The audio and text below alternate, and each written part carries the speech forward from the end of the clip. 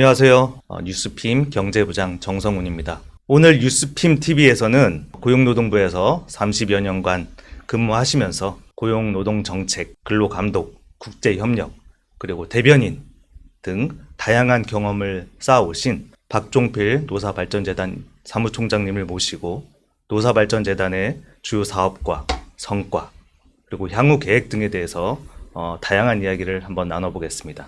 노사발전재단은 노동시장 변화와 현장의 목소리를 반영해 상생협력과 혁신을 이끄는 기관으로 최근 일터혁신과 근로자 기업 지원 확대에 힘쓰고 있습니다. 올해에는 일자리질 개선, 노동약자 지원, 중장년 일자리 연결, 글로벌 협력 사업 등 현장 중심의 다양한 프로그램과 캠페인을 전개하며 사회적 역할을 다하고 있습니다. 안녕하십니까, 사무총장님. 예, 안녕하십니까. 이번 추석이 좀 길었는데요. 어떻게 네. 잘 보내셨습니까? 예, 모처럼 긴 명절 받아가지고 좀 재충전의 시간을 충분히 가졌습니다. 본격적인 인터뷰를 좀 시작을 해보겠습니다. 지난 4월 취임하시고 이제 취임 6개월을 맞이하셨습니다. 예. 그동안의 좀 소회를 좀 짧게 말씀해 주신다면요. 아시다시피 저희 재단은 이제 2007년에 설립이 돼서 지금 18년이 됐는데 그동안에 협력적 노사관계라든지 또 취약근로자 지원이라든지 일터혁신이라든지 이런 쪽에서 굉장히 많은 의미 있는 성과를 거뒀습니다. 근데 이제 저는 이제 4월 달에 취임을 해서 그간의 성과를 이제 바탕으로 해서 한 단계 더 좀 올려야 되겠다라고 하는 이제 그런 생각을 가지고 있고요.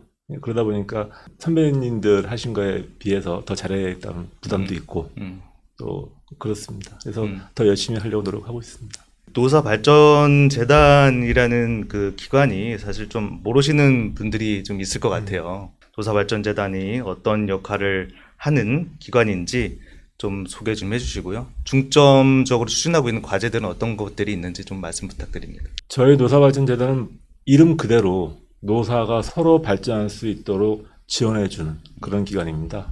노동부가 이제 시행을 하고 있는 여러 가지 고용노동과 관련된 정책들이 있는데 그런 정책들이 산업 현장에서 제대로 작동될 수 있도록 저희가 직접 서비스를 해주는 그런 이제 전문 기관이라고 보시면 되고요.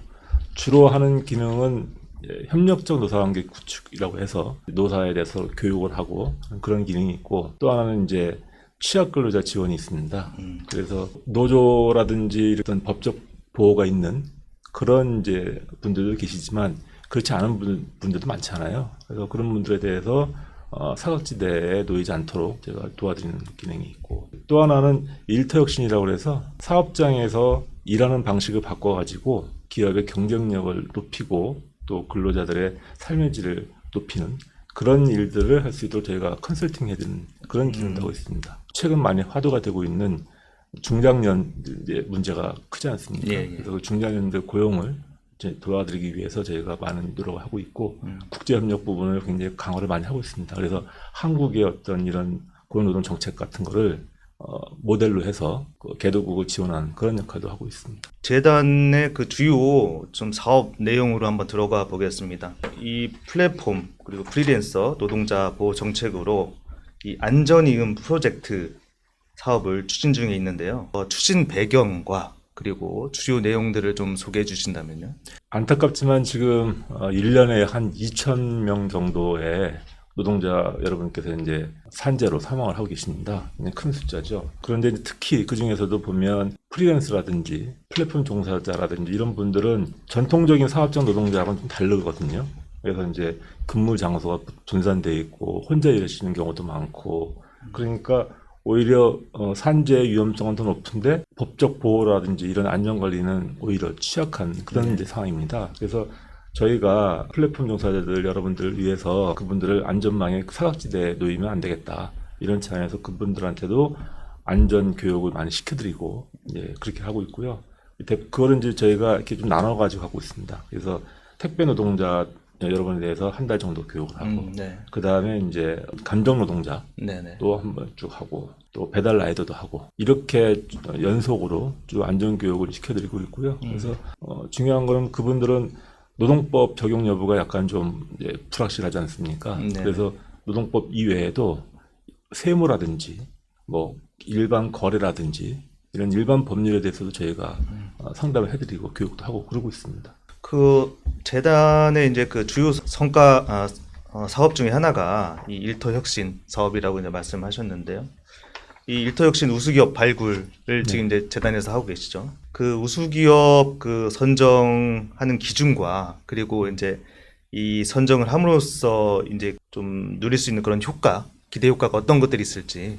일터혁신이라는 건 사실 개념적으로는 약간 학문적 개념입니다. 그래서 개념적으로는 노사가 같이 참여를 해서 그걸 기반으로 해가지고 일하는 방법을 바꾸고 그래서 기업의 생산성과 근로자의 삶의 질을 같이 높이는 네. 어떤 작업 현장의 혁신 활동을 의미를 하는데 이 혁신 활동을 지원하기 위해서 저희 재단이 이제 컨설팅을 해드리고 있고요. 네. 그리고 이제 또 한 축으로는 사업장에서 그런 일터 혁신을 잘 하셔가지고 성과가 좋은 기업들이 있을 수 있지 않습니까? 그래서 그런 기업들을 저희가 선정을 해서 우수기업 선정해서 여러 가지 인센티브를 드리고 있습니다. 선정할 때는 여러 가지 요소가 있는데 몇 가지 말씀을 드리면 그냥 기본적으로 경영진의 리더십이 있어야 될 것이고, 예. 그 다음에 근로자의 참여도가 높아야 될 것이고, 네. 그 다음에 이제 숙련 개발, 뭐 훈련 같은 그런 것들이죠. 그 다음에 이제 동기부여, 그 다음에 이제 어떤 성과, 경영 성과 이런 것들을 종합적으로 저희가 이제 검토를 하고 있고요. 이게 이제 단순히 우수기업 선정해서 그걸로 끝나는 것이 아니고 그렇게 되면 이제 말씀드린 많은 이제 그 인센티브를 드리는데 그 인센티브를 넘어서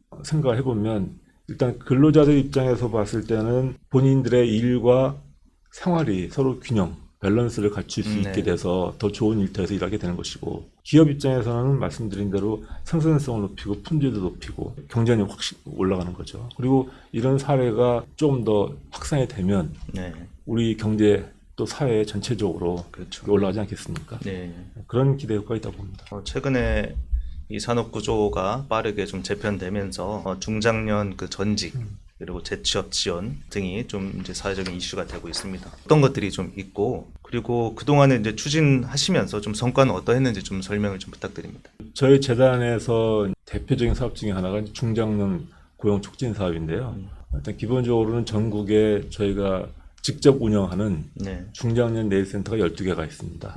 그리고 이제 민간에서 하는 걸 저희가 또 총괄하고 있고요. 그래서 민간까지 합치면 총 38개의 중장년 내일센터가 있습니다. 센터를 중심으로 해서 많은 이제 그 프로그램들을 진행을 하는데 근로자들한테는 중장년 분들이 오시면 또는 저희가 발굴하기도 하지만 근로자분들한테는 기본적으로 저희가 그분들의 중장년들이니까 그동안의 어떤 뭐 경력이라든지 이런 것들 쭉 진단을 해드려요. 진단을 해드리고 또는 이분은 자격증이 필요하겠다 싶으면 자격증을 딸 수 있는 그런 훈련 기간 또 연계도 해드리고 아니야 이분은 기본적으로 너무 이직이라든지 이런 거에 스트레스 받아가지고 심리적으로 굉장히 불안해하시는 분들이 많아요. 사실은 그런 분들이 계시면 그런 분들한테 심리 상담을 먼저 해드리고 나는 지금 너무 당황스러워서 어떻게 해야 될지 전혀 모르겠어. 이런 분들은 전체적으로 우리가 아예 그 생애 경력 설계를 해드려요. 그렇게 해드리고 그런 단계가 끝나고 나면 이제 저희가 이렇게 직접 기업하고 매칭을 해서 이제 취업 알선을 시켜드리거든요. 실제로 몇몇 사례들을 봤는데 지난 9월 18일 날 우리 중장년 우수 기업 선정해서 저희가 이제 포상을 한 적이 있었는데 그때 수상을 하신 기업에서 그 기업 대표하고 제가 이제 말씀을 나눴는데 그분이 그러시더라고요.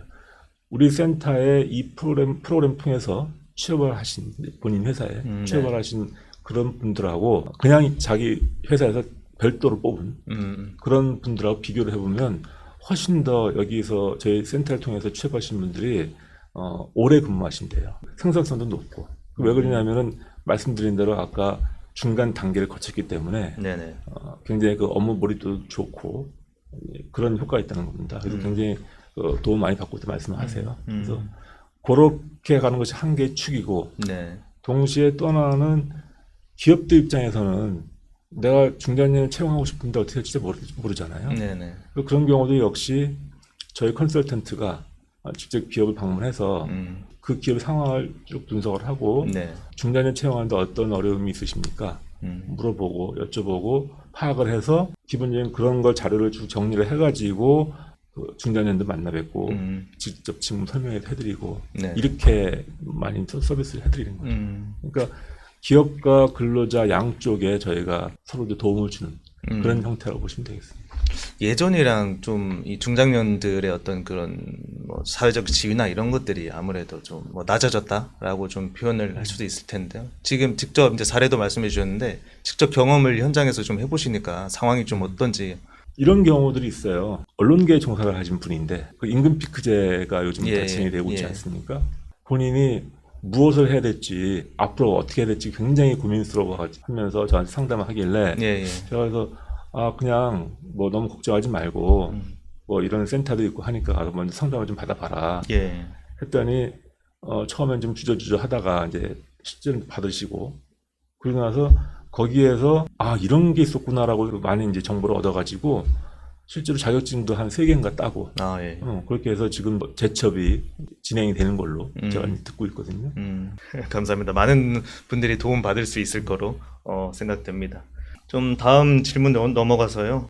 이 정책이라는 게 사실 이 제대로 된 정책을 실현하기 위해서는 그 현장의 그 어떤 다양한 목소리도 듣고 반영을 할 수 있어야 합니다. 그 취임하시고 나서 이제 여러 뭐 센터도 방문하시고 지사도 방문하시고 그렇게 하신 걸로 알고 있는데요. 그러니까 내부적인 그 재단의 그 내부 어떤 소통 방식이라고 한다면 어떤 것들이 좀 있을까요? 저는 이제 처음에 제가 취임을 해서 그때 이제 3가지 키워드를 제시를 했어요. 현장성이 있어야 한다. 두 번째는 우리가 발상의 전환이 필요하다. 네네. 세 번째는 소통이다. 왜 그렇게 했냐면 현장성이라고 하는 것은 사실은 이게 정책이라는 게 숫자와 제도로만 보면 그게 현장에서 어떻게 되는지 알 수가 없지 않습니까? 네. 그래서 제가 뭐 평생 공무원 공직생활 하면서 그렇게 제도와 숫자만 보고 왔는데 지금 이제 집행을 이제 담당하는 기관에서 와 보니까 이게 제도와 숫자가 중요한 것이 아니고 현장과 사례가 중요하다 이런 생각하게 됐어요. 그래서 이제 현장성이라는 얘기를 했고 예, 예. 두 번째는 그러기 위해서는 우리 발상의 전환을 시선의 전환이 필요하고 우리가 뭔가 전환하려면 아프지 않습니까? 네네. 불편하죠. 그래서 그 불편한 거를 최소화할 수 있는 방법은 소통이다. 그래서 3가지 제시를 했는데 소통에 대해서는 전 원칙이라고까지 하기는 좀 그렇지만 기본적으로 제가 소통하는 방법은 이런 3가지 정도가 있는데 하나는 최대한 많이 그리고 직접 듣는다. 그러니까 얼굴 보면서 듣는다. 예, 예. 대면에서. 그래서 이제 뭐 말씀하신 대로 뭐 우리 전국을 다니면서 지사 직원들 다 좀 얘기도 들어봤고 뭐 노조하고도 항상 소통하고 그러고 있습니다. 그리고 두 번째는 듣고 나서는 반드시 피드백을 해준다. 속칭 그런 게 있지 않습니까? 뭐 이렇게 SNS 온 거 보고서 일십 당하면 기분 나쁘잖아요, 사람이. 그렇죠. 그러니까 우리 직원들이 말을 한 거는 사소한 거라도 말을 한 거는 우리가 들어와서 3가지 정도로 구별을 했어요. 바로 실시할 수 있는 거. 그 다음에 가능하지만 검토에 시간이 걸리는 거. 뭐 예산 확보라든가 이런 게 있지 않습니까? 예. 그리고 아예 안 되는 거. 그 나눠가지고 바로 가능한 건 바로 뭐 한다고 알려주고 예. 그리고 뭐 안 되는 거라든지 시간이 걸리는 것들은 왜 시간이 걸리는지 왜 안 되는지 이런 것들을 분명하게 피드백을 해주자. 그래야지 일십당하는 기분이 안 들 거 아니에요. 그리고 3번째는 기록하고 쌓아놓자. 그러니까 설사 지금 안 된다 할지라도 얘기 들은 것들을 다 모아놓고 쌓아놓고 있다 보면은 나중에 우리가 어떤 정책을 개발하고 어떤 사업을 개편하고 할 때 분명히 도움이 되는 것들이니까 그걸 그냥 일회성으로 넘기지 말자는 거죠. 최대한 많이 직접 듣기, 그다음에 듣고 나서 피드백하기, 그다음에 끝났다고 그냥 버리지 말고 쌓아놓기. 이 3가지가 뭐 저만의 어떤 소통 비법입니다. 앞에서 산업 전환도 말씀드렸는데 지금 뭐 디지털 전환, 그리고 인구 구조 변화에 따라서 이 노동시장 변화가 빠르게 변화하고 있습니다. 이에 맞춰가지고 재단도 준비를 서두르고 있을 걸로 예상되는데요. 어떻게 좀 대응하고 계신지. 사실 말씀하신 대로 크게 보면은 사실 이제 기술의 변화가 있고 산업의 변화가 있고 인구 구조의 변화가 있잖아요. 네네.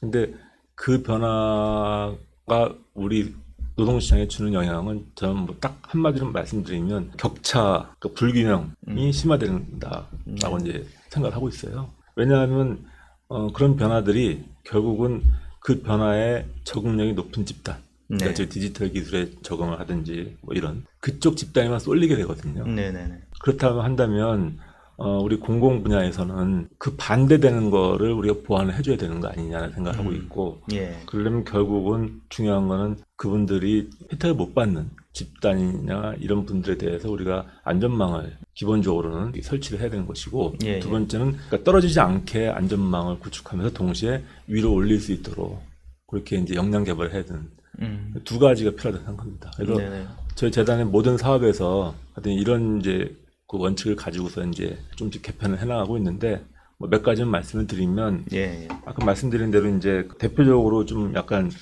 취약하신 분들이 이제 플랫폼 종사자 이런 분들이잖아요. 그렇죠. 예. 사실 우리 주변에 보면 얼마나 많습니까? 뭐 배달 라이더 많고 예, 그렇지 예. 않습니까? 그분들이 법적인 어떤 그런 뭐 보호라든지 이런 것들이 말씀드린 대로 좀 취약한 부분이 있고, 그래서 그분들에 대한 어떤 사회 안전망으로서 말씀드린 대로 법률 상담이라는 거 이런 걸 해드리는 것이 있고, 예. 그 다음에 동시에 그분들이 한 단계 올라갈 수 있도록 어떤 직무 역량을 개발할 수 있도록 하는 그런 프로그램도 운영하고 있고, 예.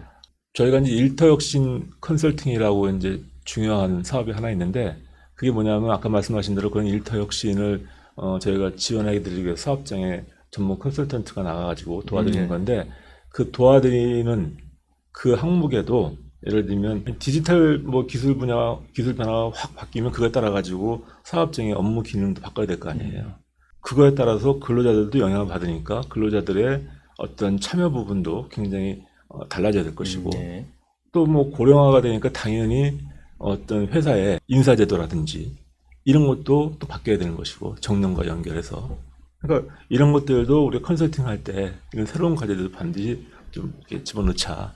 그렇게 하고 있고요. 그다음에 이제 뭐 말씀드린 대로 중장년 부분에 대해서도 어찌 보면 그 변화에서 직접 받는 그런 분들이니까 중장년 분들에 대해서도 저희가 말씀드린 대로 중장년 내일 센터를 통해서 저희가 지원해 드리는데, 예. 저는 이런 생각을 했어요. 물론 우리가 그분들이 취업을 하는 게 목적이긴 하지만 단순히 그럼 우리가 이분들을 여기에다 이렇게 연결시켜 드리고 하는 그런 취업 발생 기능만 해서는 안 되고, 전체적으로 좀 경력 개발이라든지 경력 설계라든지 이런 쪽으로 우리가 좀 더 통합적으로 가야 된다. 왜냐하면 말씀드린 대로 옛날에는 어떤 한 직장에 들어가서 30년 동안 일하다가 퇴직하고 했지만 지금은 안 그렇지 않습니까? 그렇죠. 수시로 뭐 이전직이 일어나고 하는데, 그때마다 우리가 막 나 어떡하지 이런 게 아니고, 평상시에 나의 어떤 경력은 어떻게 설계할 것인가에 대해서 고민도 해야 되는 것이고, 예. 그래서 그런 쪽에 우리가 좀 포커싱을 해야 된다고 네. 생각을 하고 있고, 그렇게 해서 저희가 이제 대표적으로 이제 금년부터 새롭게 시작한 게 뭐냐면 이제 커리어 플래닝 서비스라는 게 있어요. 네네. 그게 중장년으로서 이미 퇴직하신 분들이 아니고 네. 현재 재직을 하고 계신 분들한테도 예.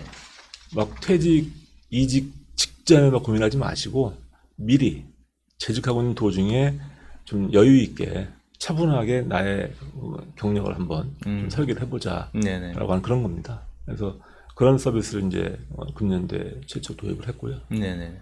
그리고 이제 또 하나는 금년에 새로 생긴 것만 말씀드리면, 예. 하나는 이제 경력 지원제라고 해서 이런 겁니다. 그분들은 중장년으로서 퇴직을 했어요. 네.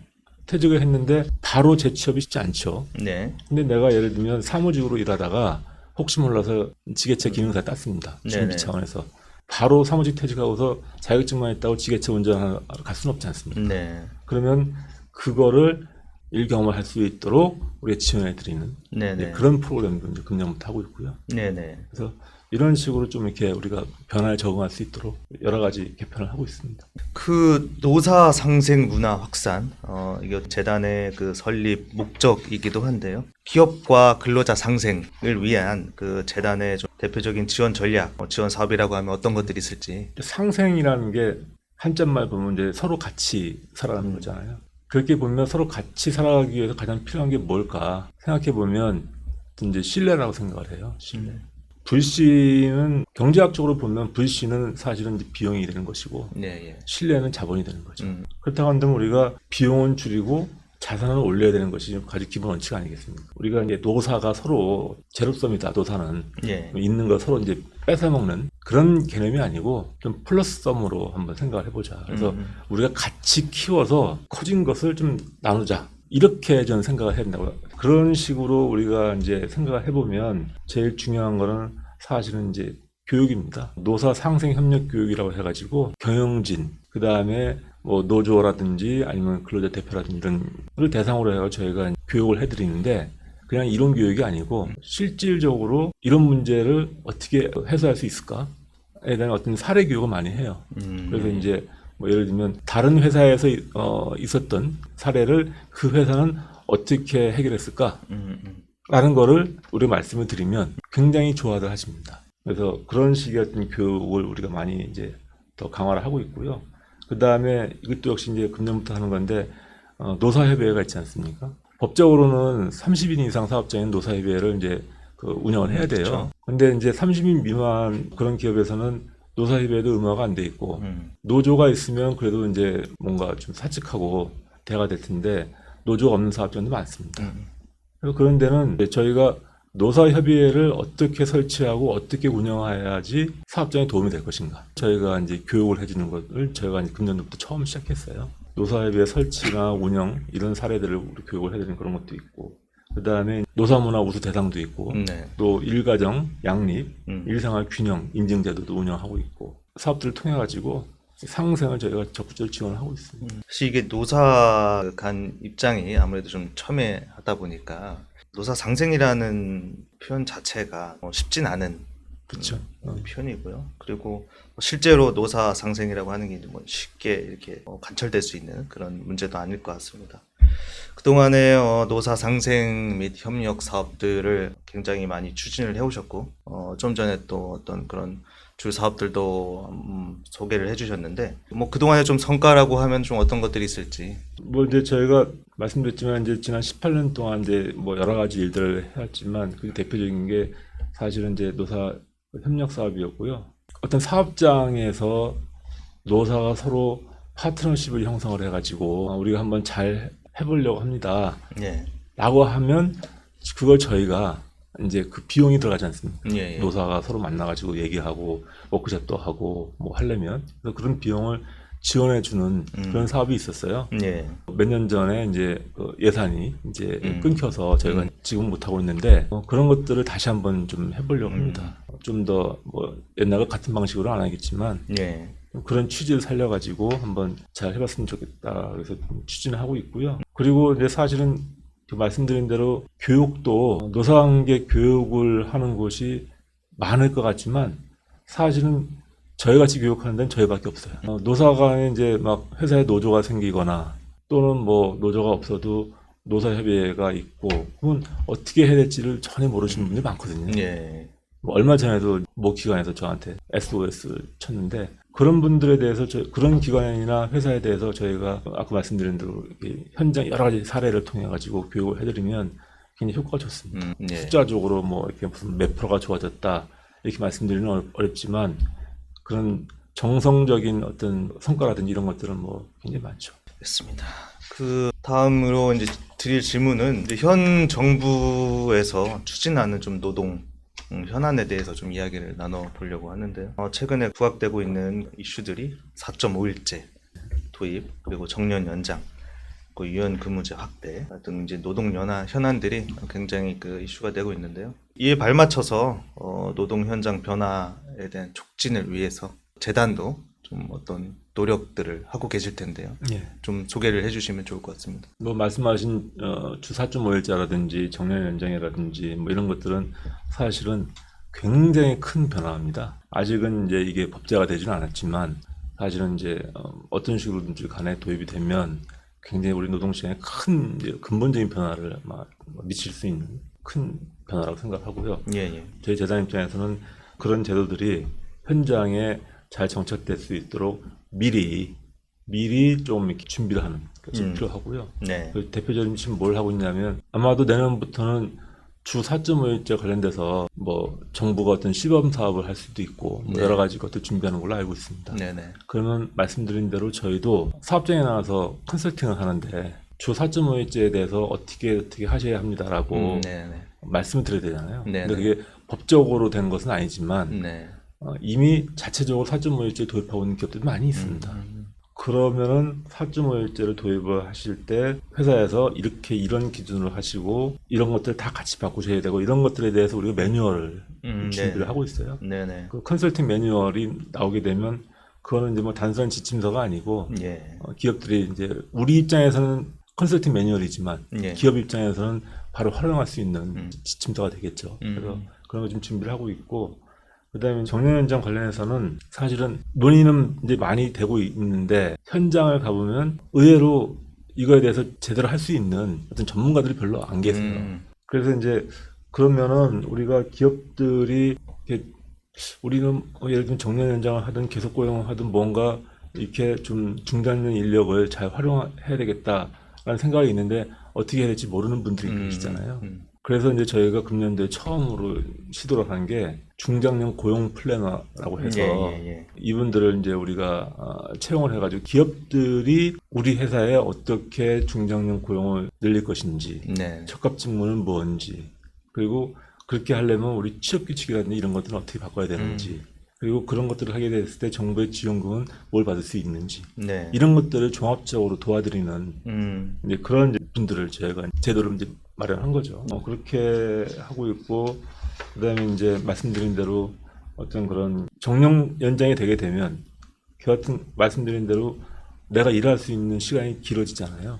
그러면은 차분하게 미리부터 내 경력은 이런 것이다, 이럴 것이다, 이렇게 해야 된다라고 하는 그런 자기 어떤 생애에 걸친 네. 생애에 걸친 경력 설계를 가 굉장히 중요해지거든요. 그래서 그런 걸 도와드리기 위해서 저희가 말씀드린 대로 커리어 플래닝 서비스 같은 것도 하고 있는 겁니다. 말씀하신 그 중장년 고용 플래너 제도라는 게 지금 뭐 좀 잠깐 언급은 해주시긴 하셨는데 올해 시범 도입을 하셨고 내년부터 지금 확대 운영을 하실 계획이시고 그리고 올해 지금 48명 거의 한 50명 정도를 좀 선정을 하셨는데 내년부터는 어떤 식으로 좀 운영될 거고 어떻게 확장이 되는지도 좀 그 계획을 한번 말씀해 주시면 좋을 것 같아요. 이제 일단은 지금도 금년도에 처음 시작해 본 거라 금년도 연말에 이제 사업 성과를 좀 평가를 해야 되겠죠. 평가를 해서 이게 기업들한테 호응도 좋고 또 우리 스스로가 이거는 정말 의미 있다 싶은 평가가 나오면 일단 기본적으로는 뭐 이제 48명 가지고 안 되는 거니까 더 늘려야 되고 그다음에 이분들을 기업 입장에서는 그냥 뭐 갑자기 누가 와가지고 한다 그러면 좀 이상하잖아요. 그렇죠. 그러면 이런 제도가 있다는 거를 좀 더 이제 우리 사람 숫자를 늘리면서 홍보도 적극적으로 해야 되는 것이고 이분들이 좀 체계적으로 활동할 수 있도록 어떤 지침 같은 거 이런 것도 좀 만들고 그렇게 좀 체계화 시켜 나가야 되는 거죠. 이분들 어떤 뭐 전문성이나 이런 것들도 좀 키워야 될 필요는 있는 거죠. 앞으로 더. 그렇죠. 근데 지금은 이제 처음 시작 단계라 저희가 어떤 특별한 자격 요건을 두지는 않았어요. 그래도 뭐 대충 보면은 이제 좀 경력이 뭐 노무사 경력이 계신 분들도 있고 또 학교에서 뭐 교편 잡아주신 분들도 계시고 한데 이제 앞으로 만약 조금 더 확대를 하다 보면은 이제 조금 더 전문성 있는 분들을 모시기 위해서는 자격 요건 같은 것도 좀 보긴 봐야 되겠죠. 뭐 말씀 들어보니까 이게 또 뭐 중장년들의 어떤 그 일자리 사업 중에 하나가 될 수도 있을 것 같다는 생각이 드네요. 노란 봉투법 이야기도 좀 해봐야 될 것 같은데요. 내년 3월 노란 봉투법 시행을 앞두고서 지금 노사 간의 갈등이 좀 격화될 수 있다라는 그런 우려의 목소리가 나옵니다. 뭐 노사 그 협력, 그 상생 재단의 어떤 그런 이제 역할이 분명히 있을 거고요. 그리고 이 과정에서 이 노사 갈등을 뭐 줄여 나가기 위한 그리고 관리해 나가기 위한 그런 재단의 그 역할이 분명히 있을 거라고 생각이 됩니다. 뭐 사실 이제 노란봉투법이 뭐 그동안에 이제 굉장히 핫 이슈여서 아마도 이제 많은 뭐 여러분들께서 이제 알고 계실 텐데 사실 이것도 굉장히 우리 기존의 노동조합법 체계하고는 좀 다르기 때문에 실제 이제 현장에서 이제 적용이 되게 되면 굉장히 현장에서 혼란이 있을 수 있습니다. 중요한 거는 그런 혼란을 물론 당연히 이제 노동부에서 뭐 여러 가지 지침이라든지 이런 걸 통해서 안정화시켜 나가겠지만 저희 재단의 입장에서는 그런 것들이 저희는 직접적으로 현장에 들어가서 기업에 들어가니까 약간 역할이 또 다르거든요. 이런 혼란을 없애기 위해서는 사실은 제일 중요한 거는 잘 알아야 되는 겁니다. 그래서 아까 말씀드린 그 교육을 굉장히 강화를 해야 되고요. 교육 강화가 제일 1번이고 두 번째는 아까 잠깐 말씀드렸지만 그 노란봉투법이 시행이 되게 되면 예전처럼 뭐 사업장 내에서 노사관계가 아니고 업종별로 뭐 지역별로 네네. 또 뭐 원청과 하청 간에 네. 굉장히 이게 이제 그 넓어지는 거거든요. 네네. 이 갈등이 있을 수 있는 소지가 넓어지는 네네. 거죠. 그러면은 갈등이 일어난 다음에 뭐 우리가 그걸 봉합하려면 어려우니까 예방을 하기 위해서는 아까 이제 교육도 필요하지만 두 번째는 그 갈등이 일어날 소지가 높을수록 사실은 미리 파트너십을 형성하는 게 굉장히 중요한 겁니다. 네. 그래서 막 서로가 서로를 막 그냥 적으로 보는 게 아니고 노와 사가 우린 파트너야 라고 하는 파트너십 형성이 굉장히 중요하거든요. 네. 그래서 그러면 그 파트너십을 형성할 수 있도록 말씀드린 대로 이제 지금 과거 경험을 살려서 새로운 사업을 좀 준비를 하고 있고요. 새로운 사업을 할 때는 저희가 뭐 옛날처럼 그냥 노사가 어떤 프로그램 진행하게 되면 거기에 뭐 비용을 지원해주고 이런 차원이 아니고 네. 조금 거기에도 미리 저희가 어떤 뭐 코칭 같은 걸 좀 이렇게 실시를 해서 파트너십 제대로 할 수 있도록 도와드릴 거고요. 세 번째는 이제 홍보입니다. 그 지침이라는 것이 나오게 되면 뭐 당연히 이제 뭐 언론이라든지 이런 데서 많이들 보도를 해주시겠지만 예. 의외로 제가 현장을 다녀보면 중소기업들 같은 경우죠. 뭐가 나는지 잘 몰라요. 그렇죠. 예, 그러니까 우리는 막 보도가 나가고 하면 모든 언론에서 다 쓰니까 모든 국민이 다 한다고 생각하지만 사실 그렇지 않습니다. 그런 노동부의 지침이라든지 이런 것들이 나오면 저희가 최선의 노력을 다해가지고 예. 잘 알려야 되는 거죠. 뭐 질문이 이제 막바지로 가고 있습니다. 처음에 3대 과제를 좀 소개해 주시면서 기관 운영 혁신 방안도 언급을 좀 해주셨는데요. 조만간 좀 조직 개편을 앞두고 계신 걸로 알고 있습니다. 이 조직 개편의 어떤 방향 그리고 인재 육성 방향이라고 해야 될까요? 좀 소개해 주신다면. 제가 뭐 말씀드린 대로 그동안 이제 6개월 정도 지나면서 많은 얘기를 들었고요. 그러면은 저는 이제 얘기를 듣는 거로만 끝나면 사실 큰 의미가 없으니까 그걸 좀 정리를 해서 우리가 한번 한 단계 발전을 해보자. 네. 그래서 지금 현재 3대 혁신 전략을 세우고 있어요.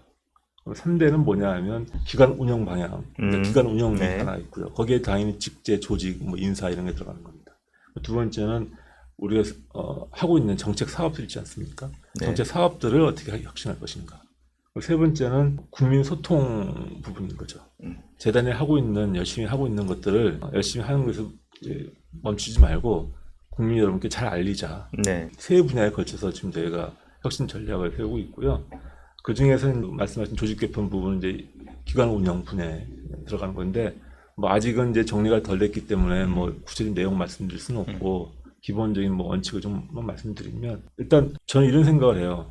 어떤 곳이든 간에 조직이 제대로 운영이 되려면 그 조직이 가지고 있는 이제 자원을 잘 활용을 해야 되거든요. 네. 근데 물론 기본적으로는 그 예산이라든지 인력이라든지 조직이라든지 이런 걸 확대시키는 것도 중요하지만 확장시키는 것도 중요하지만 그보다 더 우선돼야 될 것은 현재 우리가 가지고 있는 자원을 제대로 100% 활용하고 있는가 네. 부터 저는 생각을 해야 된다고 생각하거든요. 그래서 그런 차원에서 한번 우리가 현재 있는 조직이라든지 인사라든지 직제라든지 이런 것들이 제대로 되어 있는지부터 한번 진단을 해보고 무언가가 비효율적인 게 있다면 그걸 한번 이제 정리를 해보자. 네. 그래서 첫 번째 원칙은 현재 있는 자원의 효율적 활용인 거죠.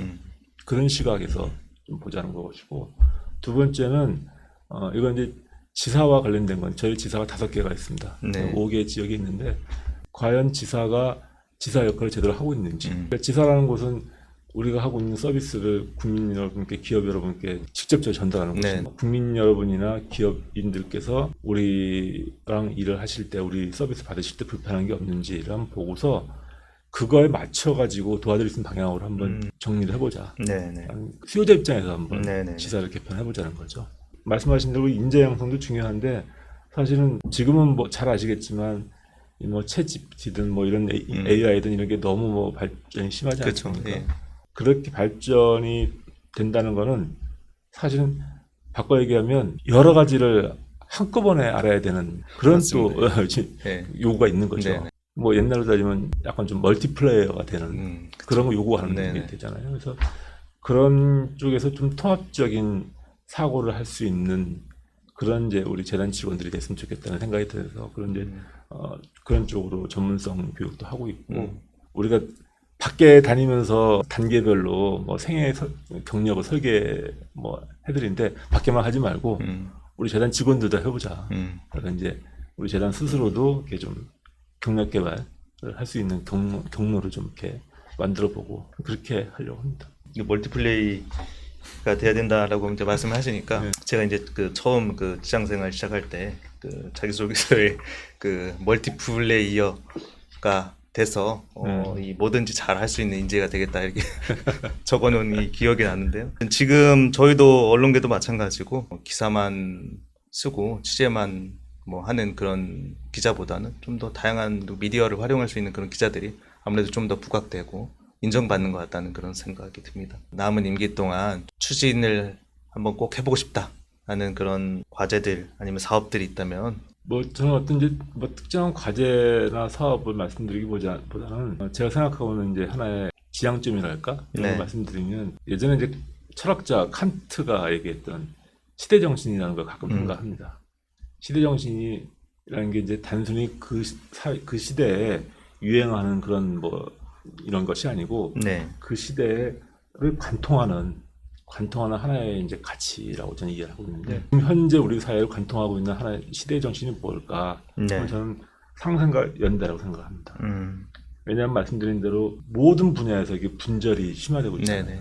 양극화되고 분절되고 네, 맞습니다. 예. 불균형이 커지고 그래서 우리가 진짜 말 그대로 지속 가능한 뭐 성장을 넘어서 유지가 되려고 해도 불균형과 이중구조를 깨야 되는 건데 그러기 위해서 우리 필요한 거는 상생과 연대의 가치라고 생각하고 네, 재단의 모든 사업에서 저는 이 상생과 연대의 가치가 구현이 돼야 된다고 생각을 해요. 근데 그것이 말이 아니고 실제 상생과 연대의 가치가 현장에서 이루어질 수 있도록 해야 된다고 생각하고 그렇게 하기 위해서는 저희가 굉장히 많은 것들을 바꿔야 되는 겁니다. 말씀드린 대로 우리가 이걸 하고 있어요가 중요한 게 아니고 이게 현장에서 제대로 작동이 되고 있는 거냐 네. 를 봐야 되는 거죠. 그걸 보지 않으면 사실은 페이퍼상으로는 뭐 무슨 제도를 하고 있습니다. 멋지게 쓰지만 사실 그게 현장에서 작동이 안 되면 사실은 아무런 의미가 없는 거 아니겠습니까? 우리가 하고 있는 모든 사업이나 이런 것들을 현장성이 있는가에 눈으로 한번 봐야 되는 것이고 그리고 뭔가 문제가 있다면 바꿔야 되는 거죠. 근데 바꾸려면 이제 말씀드린 대로 시선의 전환이 필요한 것이고 근데 바꾼다는 거는 불편함을 초래하는 거니까 그러면 우리가 불편함을 최소화하기 위해서 예방하기 위해서는 소통을 해야 되는 것이고 근데 다시 돌아가는 거죠. 처음 생각하는 걸로. 그래서 상생과 연대의 가치가 탁생이 아니라 현장에서 넘쳐나려면 네. 우리 스스로 재단의 모든 사업들을 현장의 눈으로 보고 바꿀 거는 저는 빨리 바꾸고 네. 소통을 내부적이든 국민 여러분이든 열심히 해야 되는 것이고 그게 제가 뭐 남은 임기 동안 그 방향으로 계속 할 겁니다. 굉장히 철학적인 그 말씀을 해주셔서 저도 한번 좀 다시 한번 되새기는 그런 기회가 된 것 같습니다. 장시간 동안 그 긴 말씀 해주셨는데요. 말씀 감사드리고 그리고 오늘 이제 인터뷰 과정에서 언급해주신 그런 뭐 사업들 그리고 향후 계획들, 비전들 이런 것들이 추후에 잘 실현될 수 있도록 열심히 노력해 주시기를 부탁드리고 당부드리고 합니다. 오늘 이 자리 나와주셔가지고 감사하고요. 그리고 또 다음 기회가 되면 또 뵐 수 있는 자리를 마련하겠습니다. 예, 감사합니다. 네, 고맙습니다. 네, 감사합니다.